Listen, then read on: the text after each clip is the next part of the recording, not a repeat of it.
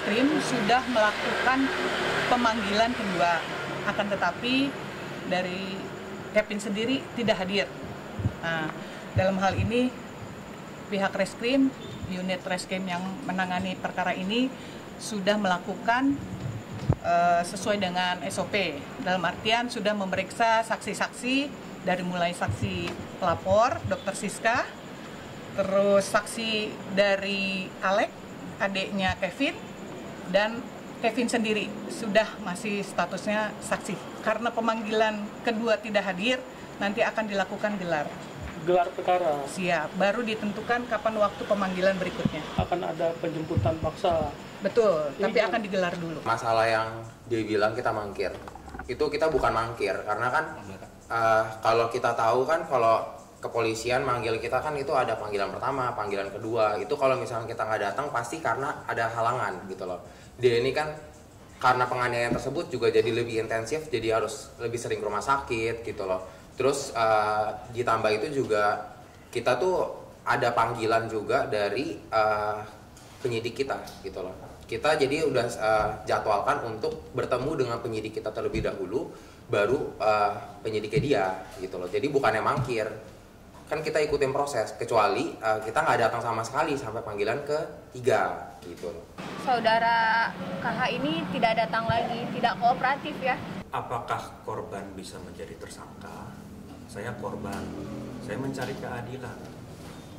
Apakah bisa seorang pelaku kejahatan dilindungi undang-undang, dilindungi negara?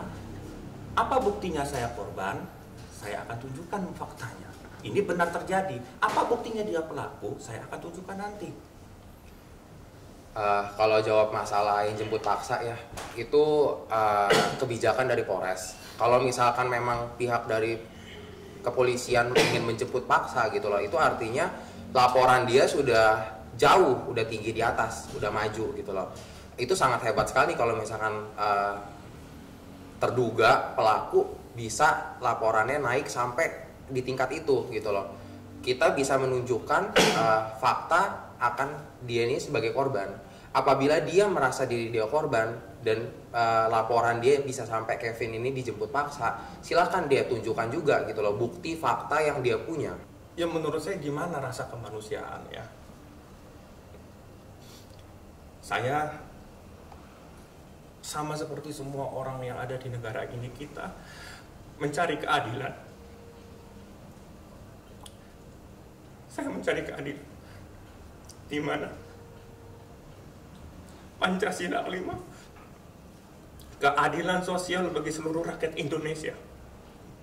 Saya mencari keadilan. Ya saya manusia biasa. Saya kalau benar, saya benar. Kalau saya salah, saya salah. Hukum tidak boleh pandang bulu. Dan menurut saya ini negara hukum. Tidak boleh pandang bulu. Mau dia orang kaya, mau dia pejabat, mau dia pengusaha, mau dia artis, mau dia dokter, mau dia siapapun itu. Kalau benar ya benar, salah ya salah. Ini negara hukum. Sesuai dengan arahan Bapak Kapolri, di mana menyampaikan kembalikan kepercayaan terhadap seluruh masyarakat, harus kembali percaya terhadap institusi. Saya setuju. Salam presisi, saya setuju sekali. Ya mungkin hari ini singkat. Ada yang mau supaya kalian bisa melihat bahwa yang saya bicara, yang saya tunjukkan adalah fakta. Fakta. Dan saya yang bisa panggil media, saya yang bisa sharing ke kalian semua, supaya semuanya melihat bahwa ini fakta, benar terjadi, dan ini bukan fitnah. Ini bukan fitnah. Biarkan ini menjadi ranah publik. Publik yang menilai siapa yang benar, siapa yang salah. Bukan saya. Mulut bisa berbohong, tulisan bisa dibuat, semua bisa direkayasa, tapi bukti video itu valid. Yang saya tunjukkan bukti video valid, benar terjadi, memang terjadi, dan memang saya korban. Anda bisa lihat pelakunya siapa, saya korbannya. Yang jadi pertanyaan, apakah pelaku bisa dilindungi undang-undang, dilindungi negara, kebal hukum, Hemat saya tidak, ini negara hukum. Ya saya berharap video ini, saya minta maaf kalau sampai terjadi kegaduhan. Saya berharap Bapak Kapolri kalau melihat ini juga, saya juga terima kasih supaya semuanya bisa clear, menunjukkan bahwa hukum sudah berdiri tegak. Ya, saya di sini mencari keadilan, bukan saya aja, seluruh masyarakat Indonesia punya hak.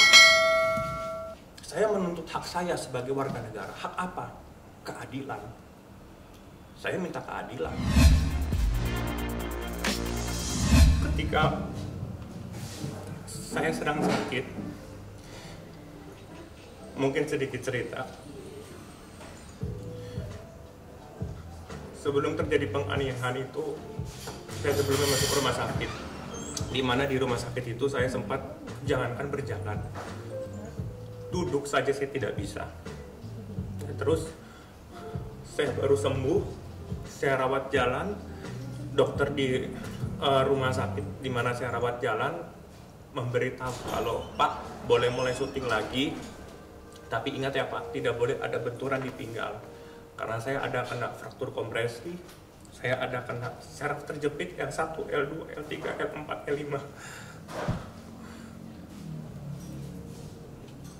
Sedih ya, maksud saya kayak saya dianiaya ketika saya lagi sakit, ketika saya tidak boleh ada benturan di pinggang, dan orang yang menganiaya saya adalah orang yang mengetahui saya sedang sakit, orang yang mengetahui titik kelemahan saya di pinggang karena sakit HNP dan fraktur kompresi, kalau tidak diobati saja bisa lumpuh.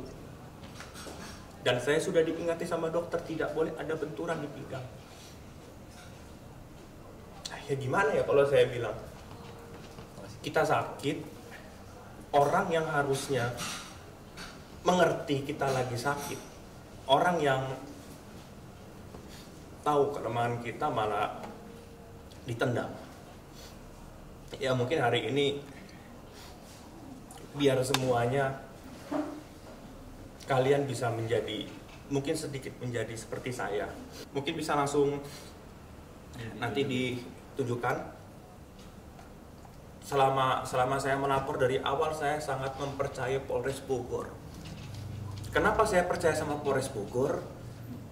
Bukti video saya full sudah saya serahkan kepada Polres Bogor. Di dalam video saya terdapat 2 poin penting. Poin yang pertama, saya dianiaya. Poin kedua, pengakuan pelaku di dalam TKP langsung. Dia mengaku, saya menyerang Kevin duluan dengan mangkok dan garpu. That's it, selesai, dia sudah mengaku. Ada di ruangan TKP. Di saat dia tahu saya sakit, dia naik ke tempat tidur, dia tendang di sini. Dia turun lagi, dia tendang di sini. Dia turun lagi, dia injak di sini.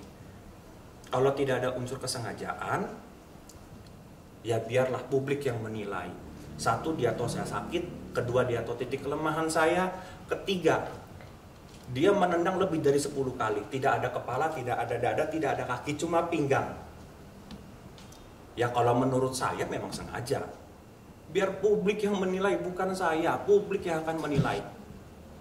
Kalau tidak sengaja, ya mungkin dia harus campur kepala sama kaki. Kalau tidak sengaja, mungkin tendangnya cuma 2-3 kali. Jadi permasalahan yang terjadi ini halnya simpel. Di mana saya lagi nonton TV, posisi saya sedang rawat jalan, sedang sakit, tidak boleh ada guncangan di pinggang saya. Saya tegur dia, jangan berisik, sampai 3 kali. Terakhir kalimat saya, lo sengaja ya berisik. Lalu si pelaku ini langsung berdiri, dengan tegas dia bilang, saya adalah orang yang paling tidak bisa ditegur. Dia langsung jalan ke depan tempat tidur, saya lagi tidur, pakai pelindung pinggang. Dia ambil mangkok, dia ambil garpu, dia langsung lempar ke saya. Setelah dia lempar, dia maki-maki saya karena di situ tempat umum. Banyak artis lain juga, itu kan hotel tempat saya. Ada adik saya juga. Kamar tertutup. Tapi dia teriak-teriak, takut mengganggu orang. Yang saya lakukan adalah satu, saya mengambil tas dia di samping saya melempar melambung ke atas, jatuh ke tempat tidur di depan dia. Tujuannya apa? Saya suruh dia keluar. Setelah itu langsung dia melakukan penyerangan membabi buta, dia tendang di sini, injak di sini. Kalau saya lumpuh bagaimana? Saya bicara fakta di sini. Fakta yang akan berbicara, publik yang akan menilai, silakan. Jujur, saya nggak pernah ya maksudnya ada penganiayaan sampai segini ya, dan seumur hidup saya baru kenal orang bisa seperti ini dan tidak pernah ada. Dan pada saat kejadian halnya simpel, tidak ada perkelahian, tidak ada permasalahan, lagi baik-baik saja. Cuma masalah saya nonton, saya bilang jangan berisik, dia ngerasa kok saya ditegur, makanya dia ngamuk. Saya adalah orang yang paling tidak bisa ditegur. Berarti setiap harinya dia nggak pernah melakukan itu, baru hari itu aja. Penganiayaan baru hari itu saja terjadi.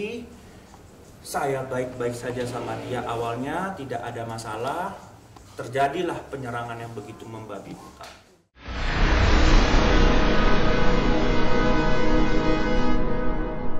Jadi jangan lupa untuk subscribe Cumi Cumi. Ditekan ya tombol lonceng merahnya.